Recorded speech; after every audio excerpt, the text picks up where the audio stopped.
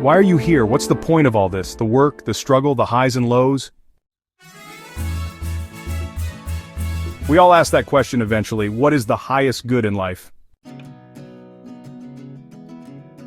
Is it happiness, success, love, legacy? The Stoics had an answer. A bold, clear, unshakable answer. And it's this. The highest good is virtue, not pleasure, not power, not comfort. Virtue.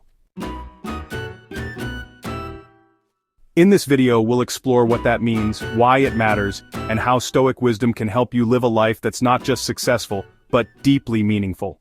The problem with modern goals today, we're taught: chase happiness, get rich, win status, be liked. But these goals have a fatal flaw. They're fragile. They depend on other people. External events, things you can't control. What happens when the money disappears, when fame fades, when others don't approve? Seneca warned, "No man is crushed by misfortune unless he has first been deceived by prosperity." The Stoics wanted something more solid, more permanent. Epictetus wrote, "The good for man lies in the quality of his will, not in external things." In other words, it's not what happens to you, it's how you respond.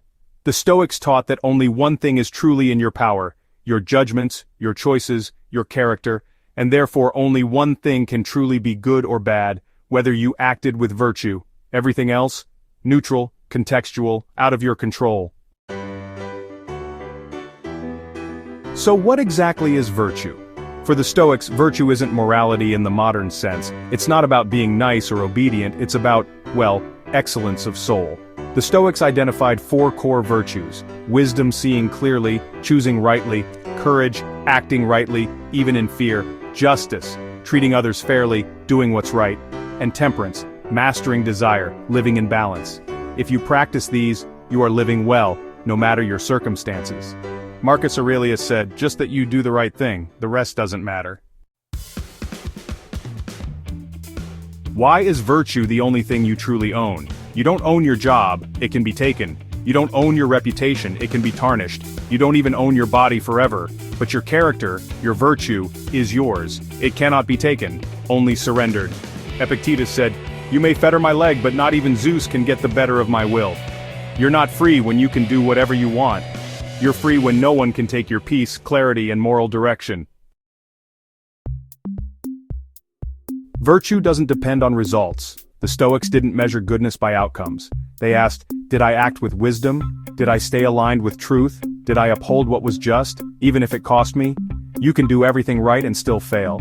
But in Stoic terms, you didn't actually fail, because outcome isn't the judge of your life. Virtue is. Seneca said, "The wise man is content with his lot, whatever it be, without wishing for what he has not." The world, it really can't give or take the highest good. If happiness depends on praise, well, you lose it when you're criticized. If worth depends on wealth, you lose it when the markets crash. But virtue, no insult can remove it, no loss can erase it, no enemy can steal it.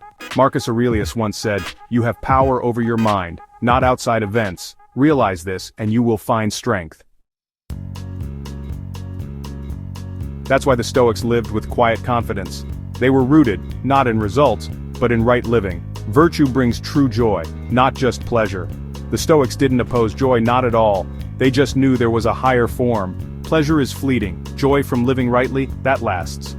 Seneca wrote, "True joy is a serious thing. You can be calm in the storm, content in simplicity, and even peaceful in pain, if you know you're living with integrity.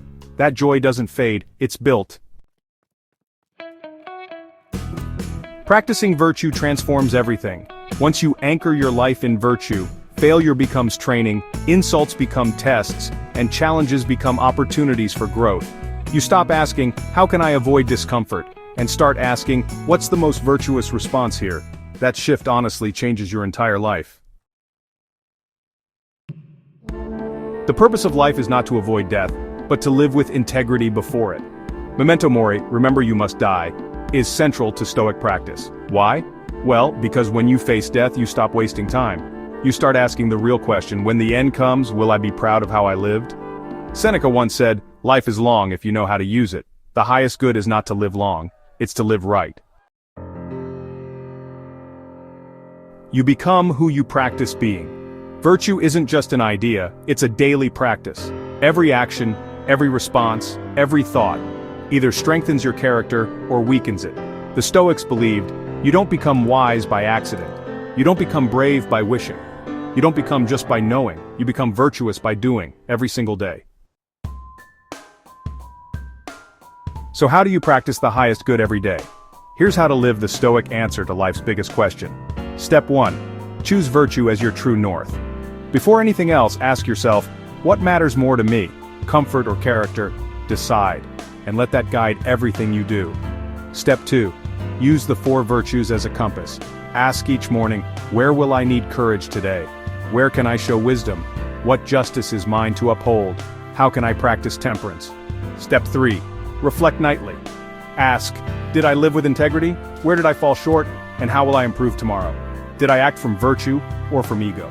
This reflection is your mirror and your motivation. Step 4. Let go of the outcome. Do the right thing, and let go of how it turns out. As Marcus said, do your duty, without being distracted by whether people notice it. Step 5 is to return to the moment. Virtue lives here, not in regrets or what-ifs. Each moment is, a new chance to practice the highest good. Here are 5 Stoic prompts for a virtue-led life. What would a wise person do here? Not a successful one. Is my peace rooted in principle or in praise? Am I living for what I can control or what I can collect? Would I still do this if no one knew? If today were my last, would I be proud of how I lived it? Go ahead and, use these to keep your soul centered. What would the Stoics say to you right now? If you said, I just want to be happy, Epictetus would say, happiness and freedom begin with a clear understanding of one principle: some things are within our control and some things are not. If you said, I feel like I'm not enough, Marcus Aurelius would remind you, waste no more time arguing about what a good man should be. Be one. If you said, I want my life to matter, Seneca would say, as is a tale, so is life, not how long it is, but how good it is what matters. They wouldn't tell you to chase the world, they'd tell you to return to yourself, to build your life on the unshakable ground of virtue, because that is the highest good, and honestly, it's the one thing no one can take from you. Just a few final thoughts here. Meaning is not found, it's lived. You don't need to find meaning in life. You need to create it through your choices. Each time you act with courage, wisdom, justice, and temperance, you align with something bigger than ego.